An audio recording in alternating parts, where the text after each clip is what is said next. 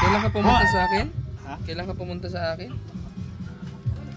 Tagal na. Ito guys, mga kapanalig, pumunta sa akin si Mang Amado. Parang 2 months ago po, ano? 2 months ago. Nilapit sa akin yan si Tatay Amado hanggang ulo Kalbo. ay kalbo at nagbibitak Oo. at nagsusugat. Tignan nyo ko kung gaano kaganda ang kanyang ulo. Ang muka, ang hanggang muka yan dati po. Kung makita nyo po yung dati niyang sitwasyon noon, hindi ganito ang balat niya. Namamaga na matigas. Matigas talaga. Tapos maraming crack at sugat at makati. Sobrang kati daw niyan. Ilan buwan niyo pong pinagdaanan niya? Oy, kung si isang taon na. 1 taon niya pong dinanas yun. Oh, God is good. Saka dito, oh. Pakita mo. Meron pang konti. Unting-unti na laang. Pero hindi siya ganoon. Dati yan ay lobo. Tapos bitak-bitak. God is good. Patingin daw po dito. Ay siya, okay ang katawan ko. Oh. See?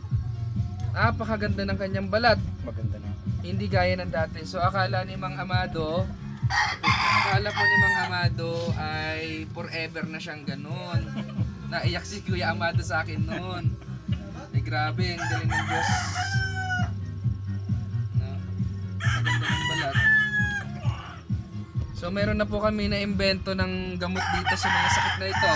Not once, hindi rin not twice, but 3 sila. 3 silang gumaling sa balat. Ganito ang kalagayan.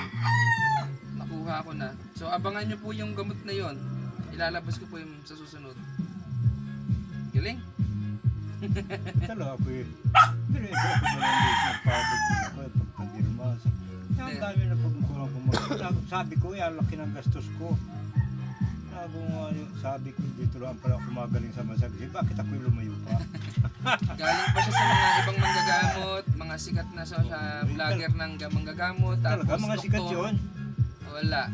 Pero nakuha natin yung kagalingan through herbal saka spiritual healing. So this good.